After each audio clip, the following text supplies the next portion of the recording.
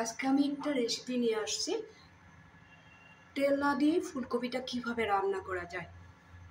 একদমই তেল দিব না, একটু ঘি বা বাটার জাস্ট ফ্রাই প্যানে একটু লাগিয়ে দেব, এতটুকু। আমি প্রথমে ফুলকপিটা বড় বড় টুকরা করে হলদি আর লবণ দিয়ে বয়েল করে রেখেছি, যেমন আলুটাও এভাবে বয়েল করে রেখেছি। এভাবে বয়েল করে রাখবে, তোমরাও এভাবে বয়েল করে রাখবে।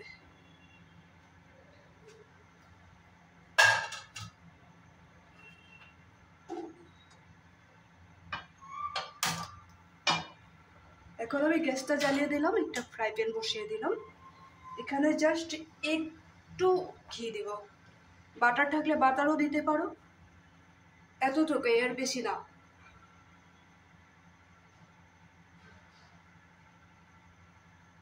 আর দিবই না, তোমরা দেখতে থাকো কিভাবে করা যায়। দিয়ে দেবো একটু কালো জিরা,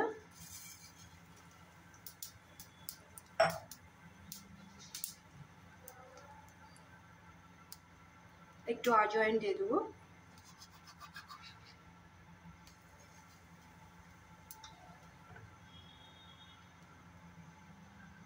এখানে আমি প্রথমে পেঁয়াজটা একদম ছোট ছোট করে কেটে রেখেছিলাম, পেঁয়াজটাকে ফ্রাই করে নেব। এইভাবে কেটে রেখেছিলাম একদমই ছোট করে।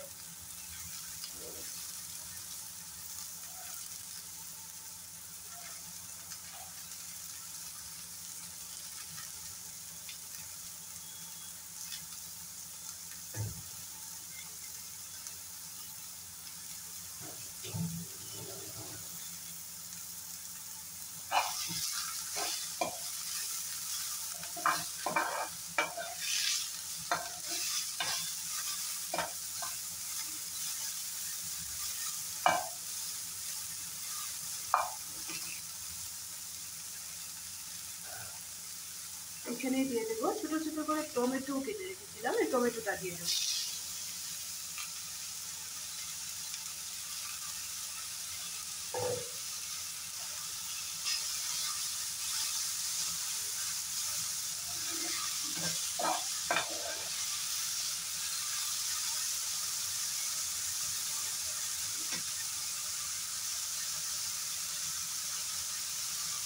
এখন দিয়ে দিব পিসের মতো একটু হলদি পাউডার, কারণ ফুলকপি আর আলুগুলা বয়েল করার সময় আমি হলদি দিয়েছিলাম।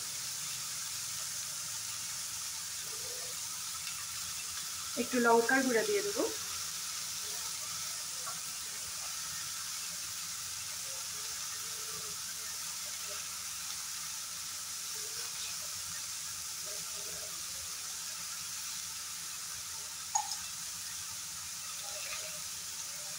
একটু আদা বাটা,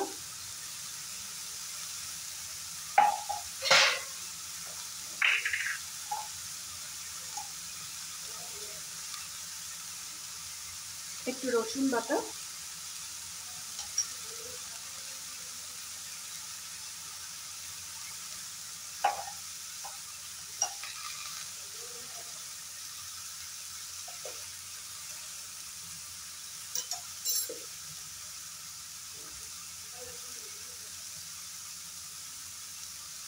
সামান্য পরিমাণে জিরার গুঁড়া,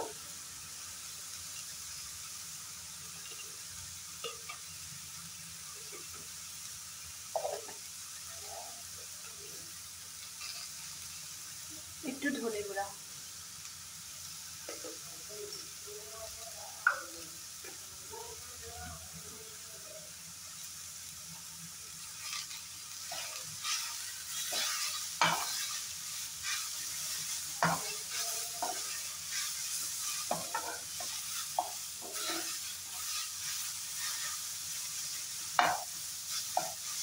সবগুলো জিনিস আমি 1-2 মিনিট সুন্দর করে ফ্রাই করে নেব।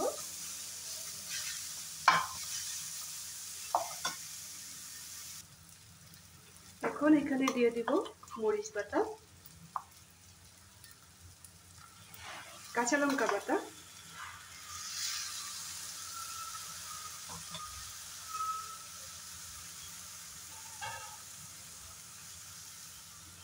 দিয়ে দেব ভাপিয়ে রাখা আলুটা।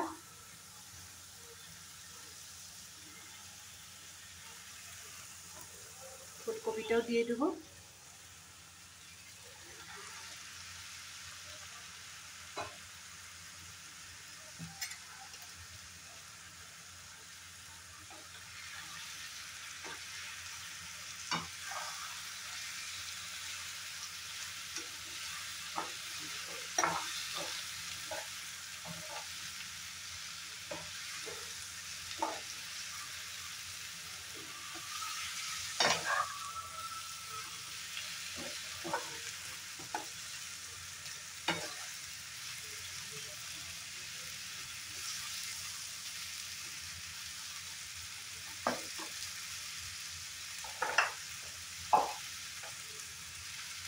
এখন দিয়ে দেবো হিসাব মতো একটু লবণ।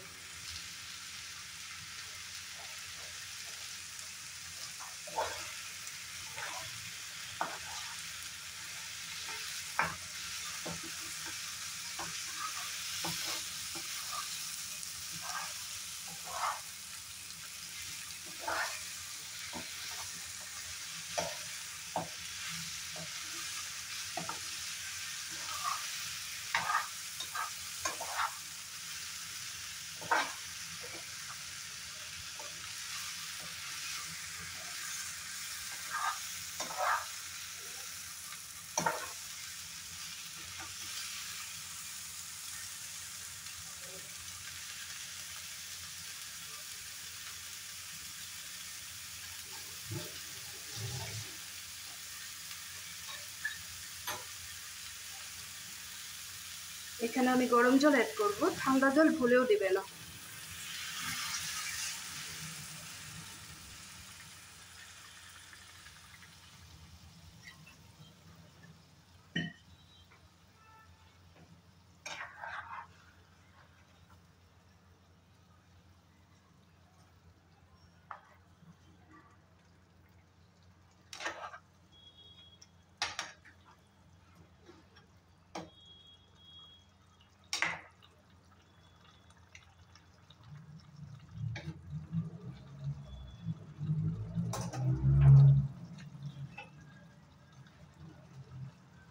এখন ভালো করে সিদ্ধ হওয়ার জন্য একটু ঢেকে রাখবো, বেশি সময় লাগবে না, হয়ে যাবে। ফুলকপির তরকারিটা আমার প্রায় হয়ে গেছে। তোমরা তো বাড়িতে ফুলকপির তরকারি বানাও, তেল দিয়ে বানাও, এরকম তেল না দিয়ে বানিয়ে দেখবে। জাস্ট ননস্টিকের কড়াই বা ননস্টিকের প্যান হলে খুবই বেশি ভালো হয়। আমি যেভাবে দেখিয়ে দিয়েছি, সামান্য একটু ঘি বা বাটার দিবে, আর কিচ্ছু দেবে না। এই ঘি বা বাটারটা না দিয়েও বানানো যায়, তাও ভালোই লাগে খেতে।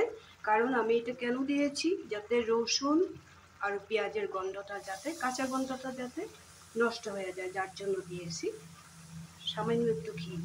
কতটুকু দিয়েছে তো দেখেছো না? এইভাবে বানিয়ে খাবে, খুবই হেলদি। এখন আমি এখানে দিয়ে দেবো, প্রায় হয়ে গেছে আমার, সামান্য পরিমাণে কসুরি মেথি পাউডার, এটা ফ্লেভারের জন্য দিয়ে দিলাম।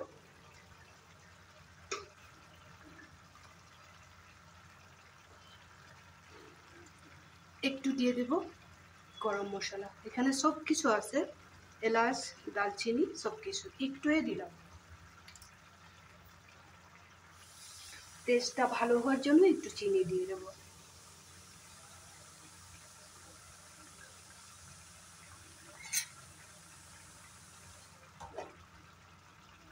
তো ভেঙে দেখাবো, এই যে দেখো আলুগুলো কি সুন্দরভাবে সিদ্ধ হয়ে গেছে।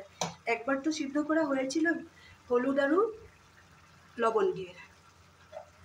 ফুলকপিগুলোও সিদ্ধ হয়ে গেছে, দেখিয়ে দিলাম ভেঙে আমি, যে দেখো খুব সুন্দরভাবে সিদ্ধ হয়ে গেছে। এইভাবে তেল না দিয়ে তোমরাও এবার বানিয়ে খেও, খুবই ভালো লাগবে আরও হেলদি। এখন দিয়ে দেবো একটু ধনে পাতা।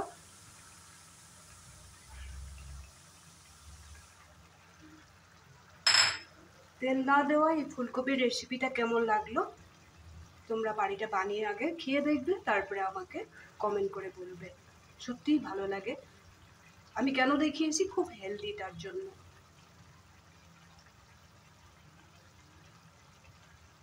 লাইক শেয়ার করতে একদমই ভুলবে না, সব সময় আমার সাথে থাকবে। খাবে কিন্তু, আর কমেন্ট করতে ভুলবে না কিন্তু। তাহলে আজকের জন্য রাখি।